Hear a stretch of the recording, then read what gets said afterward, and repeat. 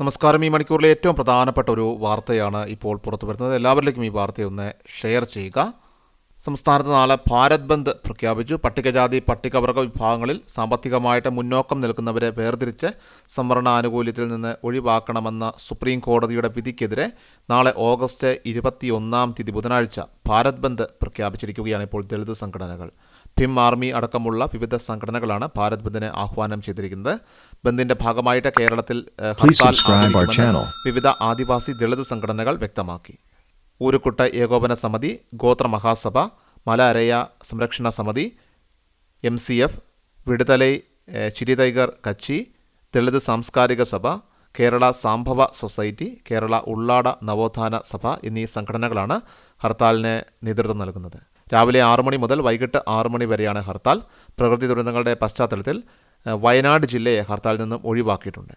പൊതുഗതാഗതം, സ്കൂളുകൾ, പരീക്ഷകൾ എന്നിവരെ ഹർത്താൽ ബാധിക്കില്ല.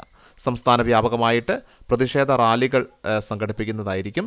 സുപ്രീം കോടതി വിധി മറികടക്കാൻ പാർലമെൻറ്റ് നിയമനിർമ്മാണം നടത്തുക, അതുപോലെ തന്നെ വിദ്യാഭ്യാസ മേഖലയിൽ അടിച്ചേൽപ്പിച്ച 2.5 ലക്ഷം രൂപ വാർഷിക വരുമാന പരിധി ഉൾപ്പെടെ എല്ലാത്തരം ക്രിമിലെയർ നയങ്ങളും റദ്ദാക്കുക, SSC ST ലിസ്റ്റ് 9ാം പട്ടികയിൽ ഉൾപ്പെടുത്തി സംരക്ഷിക്കുക എന്നീ ആവശ്യങ്ങൾ ഉന്നയിച്ചാണ് പ്രതിഷേധം സംഘടിപ്പിക്കുക. സമഗ്ര ജാതി സെൻസസ് നടത്തണമെന്നും ആവശ്യമുണ്ട്. രാജസ്ഥാനിലെ SSC ST സംഘടനകളാണ് പ്രധാനമായിട്ടും ഈ പ്രതിഷേധങ്ങൾക്ക് നേതൃത്വം നൽകുക. വിവിധ സാമൂഹ്യ രാഷ്ട്രീയ സംഘടനകളും ഭാരത് ബന്ദിന് ഐക്യദാർഢ്യം പ്രഖ്യാപിച്ചിട്ടുണ്ട്. ഉത്തരേന്ത്യയിലെ പല ഭാഗങ്ങളിലും ഭാരത് ബന്ദിന് ജനജീവിതം പൂർണ്ണമായി സ്തംഭിക്കും. അതേസമയം കേരളത്തിൽ പ്രതിഷേധ പരിപാടികൾ നടക്കുമെങ്കിലും പൊതുഗതാഗതം തടസ്സപ്പെടില്ല. വിദ്യാഭ്യാസ സ്ഥാപനങ്ങൾ സാധാരണ നിലയിൽ പ്രവർത്തിക്കുന്നതാണ്. കേരളത്തിലെ സർക്കാർ ഓഫീസുകളെയോ ബാങ്കുകളെയോ ഭാരത് ബന്ദ് തടസ്സപ്പെടുത്തില്ല.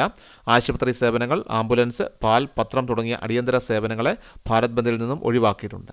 നിലവിലെ സാഹചര്യത്തിൽ സമഗ്രമായിട്ടുള്ള ജാതി സെൻസസ് ദേശീയതലത്തിൽ നടത്തണമെന്നും വിദ്യാഭ്യാസ മേഖലയിൽ അടിച്ചേൽപ്പിച്ച 2.5 ലക്ഷം രൂപ വാർഷിക വരുമാന പരിധി ഉൾപ്പെടെ എല്ലാത്തരം ക്രിമിലെയർ നയങ്ങളും റദ്ദാക്കണമെന്നും നേതാക്കൾ ആവശ്യപ്പെട്ടു. എറണാകുളം അധ്യാപക ഭവനിൽ 24-ന് ഏകദിന ശില്പശാല നടത്തുമെന്നും നേതാക്കൾ പറഞ്ഞു. ഭരണഘടനയുടെ 341-42 വകുപ്പുകൾ അനുസരിച്ച് പാർലമെൻറ്റ് അംഗീകാരം നൽകുന്ന SC ST പട്ടികയാണ് രാഷ്ട്രപതി വിജ്ഞാപനം ചെയ്യുന്നത്.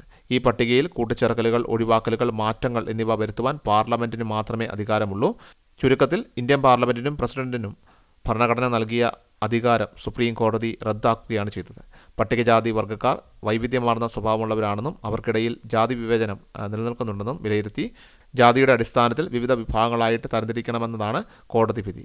ഈ സാഹചര്യത്തിലാണ് നാളെ ഭാരത് ബന്ദ് പ്രഖ്യാപിച്ചിരിക്കുന്നത്. എല്ലാ ദിവസവും വാർത്തകൾക്കും അറിയിപ്പുകൾക്കുമായി യൂട്യൂബ് ചാനൽ സബ്സ്ക്രൈബ് ചെയ്യുക, ഫേസ്ബുക്ക് പേജ് ഫോളോ ചെയ്യുക. വാർത്തകളുടെ നോട്ടിഫിക്കേഷനായി ബെൽ ഐക്കൺ എനേബിൾ ചെയ്യുക.